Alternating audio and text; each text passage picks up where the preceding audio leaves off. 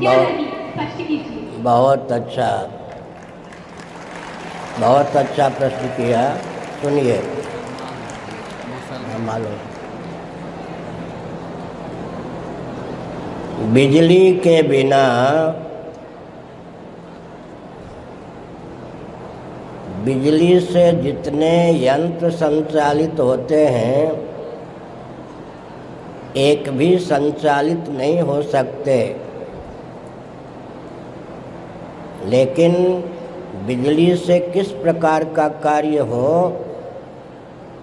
उसमें पृथक पृथक यंत्र की अपनी क्षमता भी सन्निहित है। हीटर, कूलर, ये सब यंत्र हैं।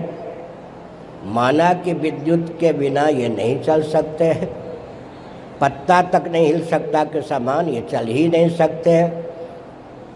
लेकिन कहीं गर्मी की प्राप्ति हो जाती है, कहीं सर्दी की प्राप्ति हो जाती है। इसी प्रकार ईश्वर का अर्थ होता है सत चित आनंद। सुनिए, तामा नामक धातु ने इस पात्र का रूप, बर्तन का रूप धारण किया है। इस बर्तन की सत्ता और उपयोगिता तामा के ऊपर निर्भर है।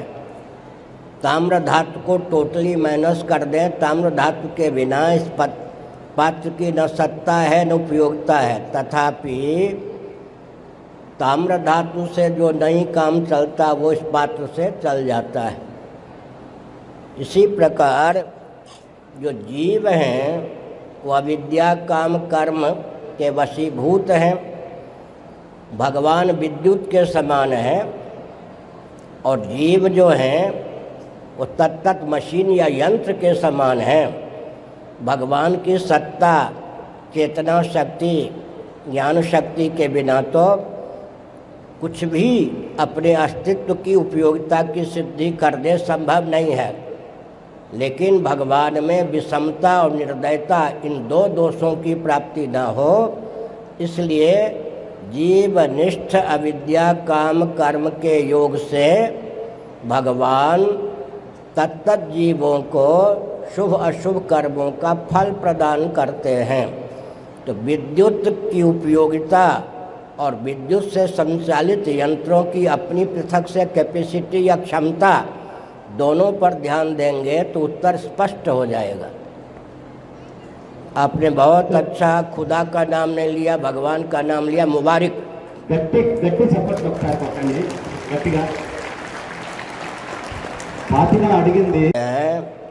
वायु, हवा एक वस्तु है, तत्व है।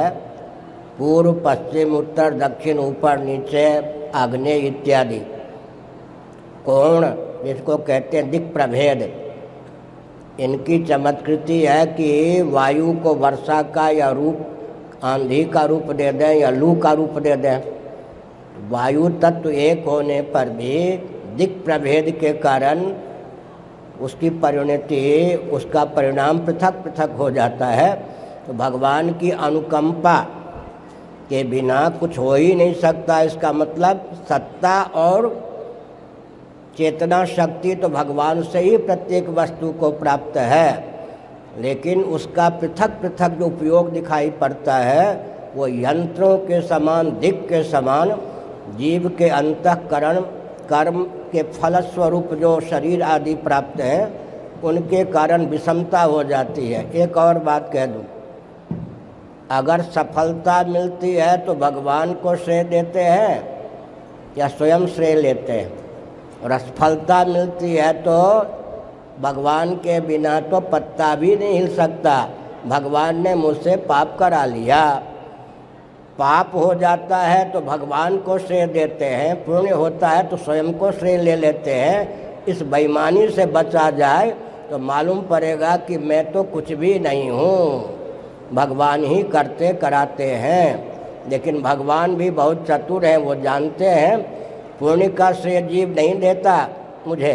पाप कर दे तो कहता भगवान ने न कराया होता, क्षमता न दी होती तो मैं पाप कैसे करती या मैं पाप कैसे करता।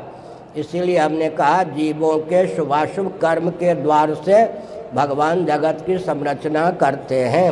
जगत में जो विविधता है उसके मूल में भगवान में निर्दयता नहीं है, विषमता नहीं है। जीवनिष्ठ कर्मों में तारतम्य के कारण यह विषमता है। మనకి గట్టిగా ఒకసారి